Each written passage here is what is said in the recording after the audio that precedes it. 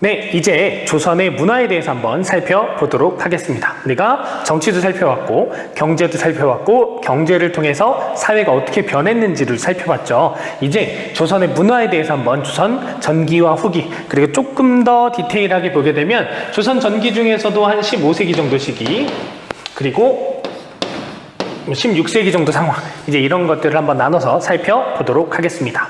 자, 조선이 딱 처음에 건국되고 나서 조선이라고 하는 사회가요, 조금 더 이제 실용적인 학문 이런 것들에도 힘을 쏟게 됩니다. 그래서 조선 전기에 여러 가지 과학 기술들이 많이 발전하게 돼요. 우리 조선의 과학자 하면 누구 생각나요? 조선의 과학자, 조선 최고의 과학자라고 하면 저 장영실 생각나죠? 그래서 여러분들 조선 전기에 여러 가지 장영실이 만든 것들, 이런 것들을 좀 알아두면 되겠네요. 영실. 그래서 장영실 세트들을 여러분들이 좀 기억을 해 두시면 좋을 것 같아요. 어떤 거 있어요? 장영실 세트. 그래요, 뭐 해시계, 물시계 뭐 이런 거 있는데, 그런데 여러분 시험에 해시계, 물시계 이렇게 나올까요? 아니겠죠. 뭐 앙부일구라든가, 그다음 뭐 혼이, 간이, 그 다음에 뭐 추구기, 뭐 이제 이런 이름으로 나오니까 그런 이름들 한번 여러분들이 찾아서 한번 봐보시면 될 것 같아요. 제가 지금 언급 드린 것들. 그래서 이 여러 가지 장영실 세트들이 나왔던 그런 시기이기도 하고요. 그리고 또 어떤 것들이 만들어지게 되냐면, 여러분 조선전기 최고, 조선 우리나라 최고의 문화유산이라고 하면 뭐가 생각나요? 맞아요. 바로 훈민정음이 이제 조선 전기에 만들어지게 되죠. 백성을 가르치는 바른 소리, 훈민정음이 만들어지게 됩니다. 뿐만 아니라 아까 실용적인 과학기술이 발달했다 그랬죠. 주로 어떤 것과 관련 있는, 어떤 산업과 관련 있는 과학기술이겠어요? 먹고 사는 문제가 중요하잖아. 맞아요. 바로 농사와 관련된 겁니다. 농사를 잘 짓기 위해선 뭘 잘 봐야 돼요? 땅을 잘 봐야 되는 것도 있지만 하늘을 잘 봐야 되죠. 그래서 그것과 관련되어 있는 여러 가지 과학 기술들이 나타나게 돼요. 그래서 뭐가 있게 되냐면 천상열차 분야지도,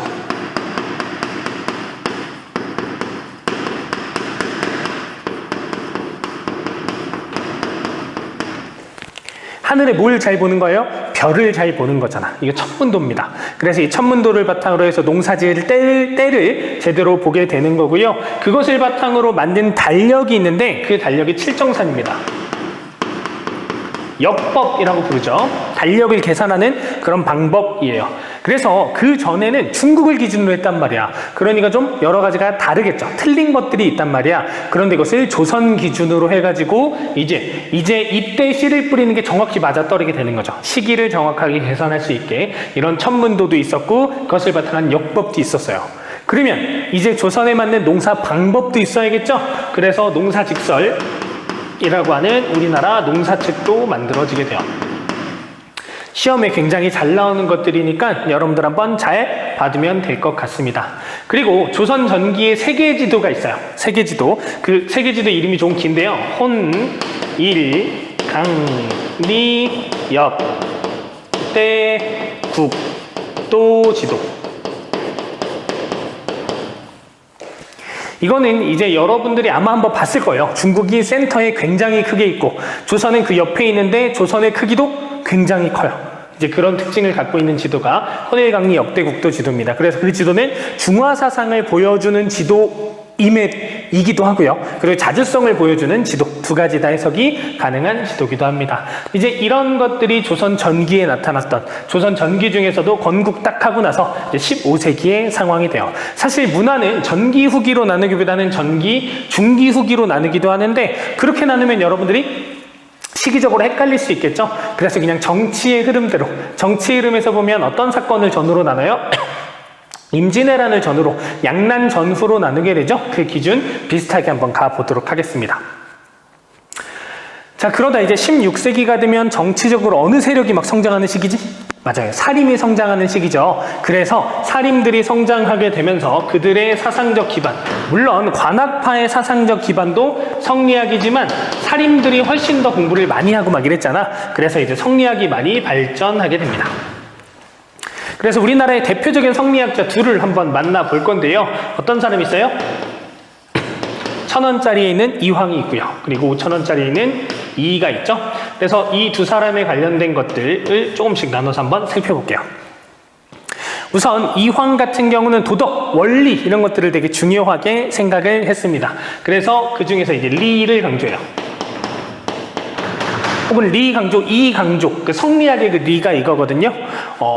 성리학의 사실 이거는 요즘 교육과정에서 빠져서 설명을 꼭 여러분들이 알거나 이러지는 않아도 괜찮을 수 있는데요. 이기론이라고 하는 건 뭐냐면 우주 만물은 모든 것은 이와 기로 구성되어 있다는 거예요.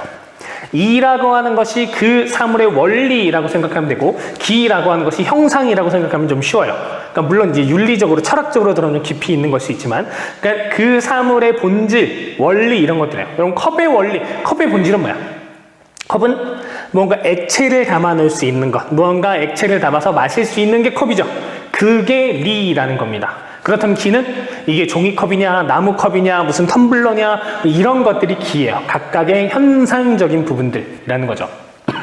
그래서 이황 같은 경우 그거에서 이제 리를 강조해요. 원리, 도덕 이런 것들을 굉장히 강조했고요. 그리고 이황은 책을 쓰게 되는데 어떤 책을 쓰게 되냐면 성학, 십도 그리고 뭐 주자서, 전료 뭐 이런 책들을 쓰게 됩니다. 그리고 이제 이 같은 경우는요 현실적이고 개혁적이었어요. 그래서 옛날에는 이는 주기론이야, 기를 중요하게 생각했어 이런 식으로 가르쳤었는데 사실 조금 더 깊이 들어가 보면 기를 강조한 건 아니고 기도 중요해 라고 말했던 뭐 그 정도 상황이라고 보면 됩니다. 자, 이가 썼던 책은 어떤 게 있냐면 성학집요라는 책이 있어요.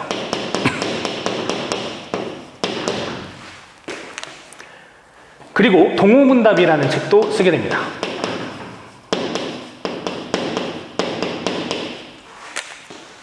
이 같은 경우도 이제 굉장히 좀 천재성이 강했던 승호쌤이 꼽는 조선의 3대 천재가 있어요. 누구냐면 조선 전체를 디자인했던 정도전이라는 사람이 있고요. 조선이라는 사회에 새로운 세상을, 새로운 세계관을 만든 사람인 거야. 그래서 이제 정도전, 그리고 이제 이는 시험의 천재입니다. 보는 시험마다 막 다수석 뭐 이런 스타일. 그러면서도 이제 현실적이고 개혁적이었던. 그리고 3대 천재, 그 세 번째 천재는 나중에 조선 후기에서 등장하게 될 정약용 이런 사람이 있어요. 정약용은 뭐 조선시대판 레오나르도 다빈치라고 할 수 있습니다. 모든 부분에 뛰어났었던 이 세 사람에 대해서 궁금하거나 이러면 좀 찾아보셔도 괜찮을 것 같고 아니면 나중에 조선의 3대 천재 특집 뭐 이런 식으로 여러분들하고 만나봐도 재밌을 것 같아요. 자, 그래서 현실적이고 개혁적이니까 그리고 계속 막 건의하고 왕한테 이러는 거야. 그러니까 왕이 좀, 야, 너무 귀찮아. 그래서 휴가를 강제로 보내요. 그 강제로 보내서 그 동호대교, 지금 동호대교 그쪽에서 이가 막 현실에 대한 문제를 막 고민한 거. 어떻게 하면 좋을까? 어떻게 하면 좋을까? 야, 지금 일본이 침상치 않은데 어떻게 하면 좋지?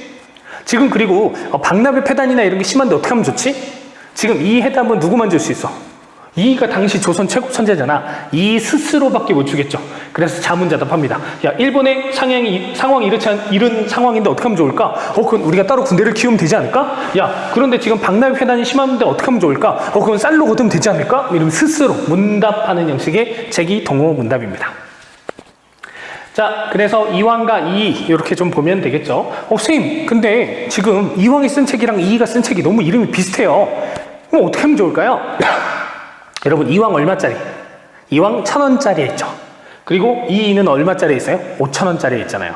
그러니까 물론 그런 급 이런 건 아니겠지만, 그것이 급은 아니겠지만 이제 약간 그건 학문적 깊이라고 그냥 과장해서 이거는 그냥 외우려고 농담 삼아 하는 얘기예요. 그러니까 누가 더 공부 열심히 한 것 같아요? 이가 더 공부 열심히 한 것 같죠. 이 공부 어떻게 했어요? 성학 집요하게 공부했어요. 성리학을 집요하게 공부한 거야. 그리고 이황은 성학 쉽도 너무 쉽게 공부한 거. 이렇게 해서 여러분들이 봐도 좀 좋을 것 같고요. 그리고 사실 이 책의 내용은 좀 달라요. 이 책의 내용이 어떻게 다르냐면 성학 십도 같은 경우는 그림책입니다. 이황의 생각은 성리학적 군주가 나라를 다스려야 돼 라는 입장을 갖고 있었어요. 그래서 성리학이라고 하는 것을 군주에게 쉽게 가르쳐주기 위한 그림책이 성학 십도고요. 그리고 이 같은 경우는 뛰어난 성리학자가 정치를 해야 돼. 그러니까 왕은 뛰어난 성리학자한테 정치를 맡겨야 돼. 그러니까 왕을 막 설득해야 돼요. 그러니까 설득할 때도 집요하게 설득을 해야 되겠죠. 이제 이런 식의 차이가 있다라는 것까지 보면 될 것 같고요. 참, 한 가지 여러분들이 좀 이제 구별해 줄 만한 게 있는데, 이러고 나서 임진왜란이 펼쳐지게 되거든요. 그리고 나서 이황 계열이나 이계열 중에 누군가 한 계열이 잡혀가서 일본의 성리학을 전파합니다. 그러면서 일본의 성리학이 엄청 발전하게 돼요. 그래서 일본에 영향을 준 성리학자가 있습니다. 이황일까요? 이일까요? 이황 같아, 이 같아? 찍어봐. 이황, 이 막 지금 손 들고 난리가 났네요. 바로 누구냐면 뭔가 조금 라임이 있어요. 일본에 영향을 준 누가 더 라임이 맞아요? 일본에 영향을 준 일본에 영향을 준 이황. 바로 이응, 희응, 이황이 되는 거죠. 그래서 일본의 영향.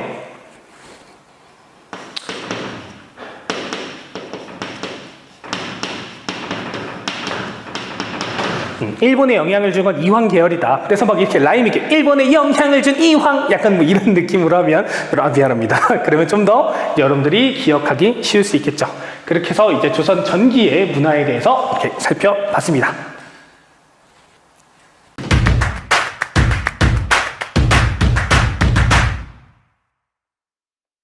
네, 이제 조선 후기 문화에 대해서 한번 살펴보도록 하겠습니다.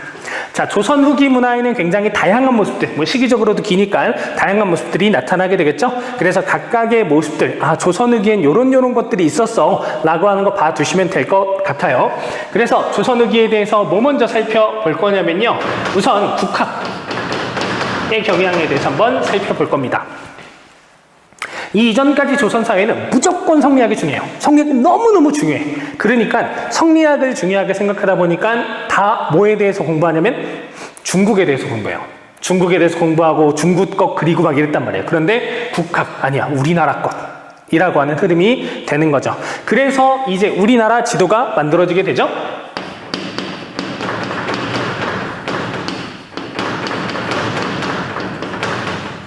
대동여 지도가 있고요. 그리고 우리나라 지리서도 나오게 됩니다. 택리지라고 하는 지리서.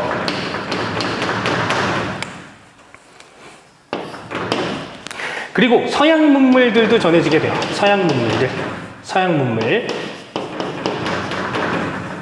그래서 대표적인 거 한 가지만 여러분들한테 적어드리면 아까 조선 전기의 세계 지도가 혼일강리 역대국도 지도였죠. 조선 후기에 들어온 건 고려 만국 전도입니다.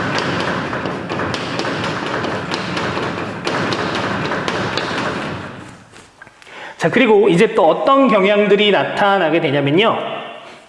위에 거랑 조금 비슷한 맥락일 수 있는데 옛날에는, 그러니까 조금 전에는 중기에는 어떤 중국 것들 그림 그렸다 그랬죠. 중국의 그림. 그런데 이제 우리나라 것을 그리는 거예요. 우리나라 진짜 레알 경치를 그린 진경산수화. 인왕제색도 이런 것들이 이제 대표적일 수 있겠고요. 그리고 서민문화도 발전하게 됩니다. 서민문화 대표적인 거 뭐 알아요?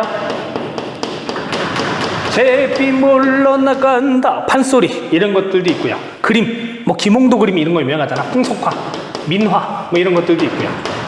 그리고 한글 소설.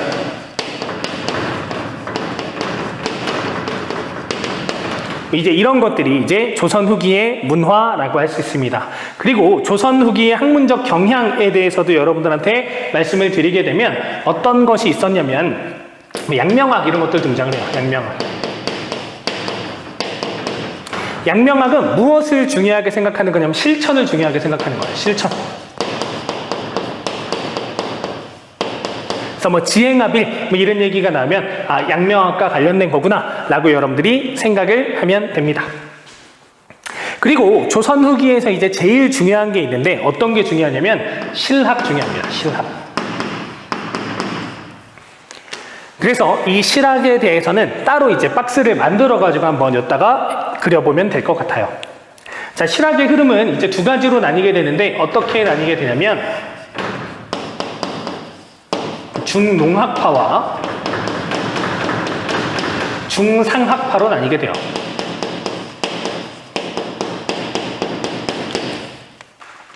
중농학파는 농사가 중요해. 그 농사 중에서도 뭐가 중요하냐면 자영농을 키우는 게 중요해 라고 하는 입장이었고요. 중상학파는 우리나라의 상공업을 발전시켜야 돼 라고 하는 입장이었습니다. 그래서 중농학파, 중상학파의 대표적인 사람들에 대해서 우리가 한번 알아볼 건데요. 중농학파 같은 경우는 어떤 사람이 있었냐면 유형원이라는 사람이 있었습니다. 자, 유형원은 무엇을 주장하냐? 균전론을 주장해요. 자, 지금 중농학파들은 뭘 키우자고 했다고요? 자영농을 육성하자고 했다고요. 자영농 육성하는 제일 좋은 방법이 자영농을 육성하는 제일 좋은 방법이 뭐야? 바로 땅을 나눠주는 거죠. 땅을 나눠주는 것. 그래서 땅을 균등히 나눠주자라는 게 균전론입니다. 물론 깊이 들어가면 조금 다르긴 해요. 왜냐하면 위아래로 평등이 아니고 양옆으로가 평등이야. 그러니까 신분에 따른 차등 지급을 하되 그 같은 신분들끼리는 똑같이 나눠준다라고 하는 그런 내용인데 깊이 있게 알 필요는 없고요. 어쨌든 땅을 나눠준다라는 데 의미가 있습니다. 그랬더니 이것에 대해서 누가 비판하게 되냐면 이익이라고 하는 사람이 비판하는 거죠. 이익은 땅을 나눠줘도 소용이 없어요 라고 하면서 한전론을 주장합니다. 그래서 영업전이라고 하는 개념을 등장시키게 되는데 한계를 정하는 거예요. 땅의 한계. 최대한계일까 최소한계일까? 최소한계예요. 먹고 살 수 있는 최소한의 한계를 정해놓는 거야. 그러니까 그 영업전으로 설정된 땅은 매매가 금지되어 있는 거죠. 못 팔게 하는 거야. 왜? 지금 땅을 나눠줘도 배고픈 농민들이 당장의 배고픔을 견디지 못하고 땅을 팔아버리는 일들이 생겼단 말이죠. 그러니까 그러면 안 된다라는 거예요. 그래서 리미트를 정해놓은 겁니다. 한계를 정해놓는 최소 한계를. 그랬더니 이제 이것을 비판한 사람이 있었어요. 뭐라고 또 비판하게 되냐면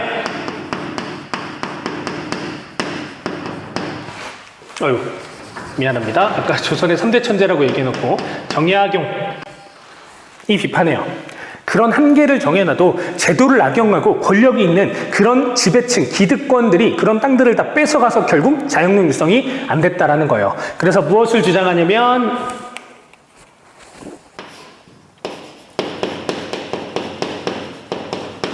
여전론을 주장합니다. 여전론은 공동농장 개념이라고 생각을 하면 돼요. 공동농장. 그래서 공동농장에 모여서 다 같이 농사지면 되지 않을까라고 이제 생각을 합니다. 뭔가 약간 사회주의, 공산주의 뭐 이런 느낌이 좀 있죠. 그만큼 굉장히 앞서 나갔던 사람이라고 생각을 하면 됩니다. 그러니까 그런 전 세계를 강타했었던 그런 사상이었잖아. 그런 사상과 유사한 것을 정약용은 생각을 하고 있었던 거죠. 근데 정약용이 또 고민했어. 근데 그런 문제가 있을 것 같아. 왜? 생산성이 떨어질 것 같은 거예요. 다 같이 모여서 하면 그럼 사람들이 점점 열심히 안 하려고 할 거잖아. 그래서 어떤 방법으로 바꾸게 되냐면 이것도 굉장히 천재적이죠. 정전론을 주장하게 됩니다. 이 정자는 정자예요. 이거 무슨 정자야? 이거 우물정자죠. 우물정자. 그래서 지금 이 땅이 몇 개로 나눠져 있어요? 땅이 9개로. 하나, 둘, 셋, 넷, 다, 여, 일곱, 여덟, 9개로 나눠져 있죠. 이 9개의 땅을 몇 명에게 나눠주는 거야? 8명에게 나눠주는 거예요. 선생님 그럼 나머지 하나는요? 여기 1번, 2번, 3번, 4번, 5번, 6번, 7번, 8번한테 나눠주고 이 가운데 땅에 농사 짓는 것을 세금으로 내는 거예요. 그러니까 자기 땅에서도 열심히 농사 짓고 뭐 이렇게 할 거잖아. 그러니까 이 땅은 공동 경작이 되면서 세금화되게 되는 거죠. 이제 이런 생각까지 했었던 것이 정약용입니다. 정약용의 천재성은 사실 끝도 없어요. 그러니까 정말 거의 모든 분야에 대해서 연구하고 거의 모든 분야에 대해서 책을 쓴 사람이에요. 그래서 그 정약용에 대해서 나중에 한번 차근차근 보도록 하면 좋을 것 같아요. 자, 중상학파 한번 살펴보겠습니다. 어떤 사람이냐면 박지원. 국어 공부 열심히 한 친구들은 이름 좀 들어봤죠? 박지원. 박지원은 무엇을 주장하냐면 수레나 선박을 사용하자. 지금 우리가 생산성이 너무 부족해. 그래서 수레나 선박을 이용을 통해서 이제 상공업을 발전시키자라고 주장을 했었던 사람이고요. 그리고 썼던 책이 있어. 어떤 책이 있냐면 박지원 하면 뭐 생각나요? 너무 많은 책이 있죠. 뭐 허생전, 양반전, 호질 이런 것들을 통해서 양반의 비생산성, 조선사회의 그런 답답함 이런 것들을 비판했던 사람이기도 하고요. 그리고 그런 청나라의 문물, 그걸 통해서 서양의 문물, 발달된 것들을 그리고 상공업의 모습을 소개해줬던 사람이기도 하죠. 그 책이 뭐냐면 열하일기.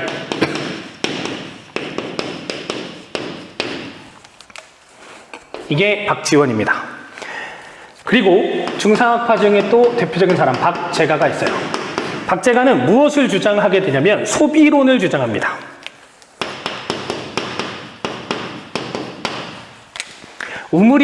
재물이라고 하는 건 우물과 같아요. 우물. 여러분, 우물 같은 경우는 물을 계속 퍼내지 않으면 아예 말라버려요. 그러니까 재물도 그와 같다라는 거야. 그냥 저축하고 가만 놔두게 되면 결국은 말라버리게 된다는 거예요. 그러니까 사회가 막 돌아가려면 소비가 잘 돼야 된다는 거죠. 그런 것을 주장했었던 것이 이제 박제가입니다. 이것도 굉장히 자본주의적으로 그리고 경제학적으로 굉장히 세련된 주장이었어요. 그리고 박제가가 썼던 책이 북학의라는 책이 있습니다. 북학의. 그래서 미안합니다. 이 책에서 이름을 타서 북학파라는 것들도 등장을 하게 되는 거죠. 북학의. 이것이 이제 중상학파 대표적인 사람들이고요. 그리고 필기는 안 해드릴 건데 홍대용이라는 사람도 있습니다. 홍대용이라는 사람은 지전설을 주장했던 사람이에요. 지구가 돈다 라고 하는 것. 지구가 막 이렇게 돌아가니까 자, 니네 왜 중국이 중국이야? 가운데 있어서? 야, 근데 돌려봐. 이걸 쓱 돌리면 다른 나라가 중심이 되고 이렇게 쓱 돌리면 조선이 중심이 되잖아. 중화사상을 비판했었던 그런 사람이 홍대용이기도 합니다. 그래서 여러분 중상학파 같은 경우 조금 암기를 해두면 좋을 것 같은데요. 지금 박지영 같은 경우 술의 선박. 여러분 막 전쟁이나 이런 거 생각해봐. 술의 선박으로 뭐 해요? 서포트 하잖아. 지원. 술의 선박. 그리고 무언가 사람들의 의식을 깨는데 여러 가지 책들로 지원해준 사람 박지원. 서포트박. 이렇게 되는 거고요. 그리고 여러분 우리가 다 같이 밥을 먹으러 갔어. 밥을 먹으러 갔는데 절약을 중요하게 생각하는 사람은 뭐라 그럴까요? 야, 우리 더치페이 하자. 이러겠죠. 네가 사. 이러겠죠. 그런데 소비를 중요하게 생각하는 사람. 오늘은 제가 쏩니다. 오늘은 제가 쏩니다. 박제가. 소비론. 이렇게 해서 여러분을 연결지어서 한번 보면 될 것 같습니다. 자, 그래서 오늘 이제 조선의 문화에 대해서 전기, 중기 이렇게 나눠가지고 쭉 살펴봤고요. 이 부분은 아마 이제 시험을 보게 된다면 프린트를 한 장 더 드릴 수도 있겠어요. 왜냐하면 시험지를 구성하기 위해서 보기를 조금 더 다채롭고 예쁘게가 여러분들 입장에서는 귀찮고 짜증나게 될 수 있지만 그래도 이제 다채롭게 구성하기 위해 프린트를 드릴 수도 혹은 여러분들이 너무 막 수업을 잘 들어요. 안 드릴 수도 있는 부분이니까요. 한번 그래도 우선 이 부분들을 잘 체크해 보시면 될 것 같습니다. 네, 여러분 이제 여기까지가 전근대입니다. 전근대. 이제 그래서 다음 시간부터는 근현대사, 한국사의 근현대사 파트로 넘어가게 되고요. 근현대사 파트 같은 경우는 굉장히 재밌습니다. 왜냐하면 사건들이 서로 맞물려 가면서 하나의 이야기처럼 통째로 이어지는 이제 그런 흐름들이 생기게 되거든요. 그래서 여러분들 지금까지도 정말 잘 따라와 줬는데 이제 근현대사 조금 더 힘내서 한번 가보면 좋을 것 같습니다.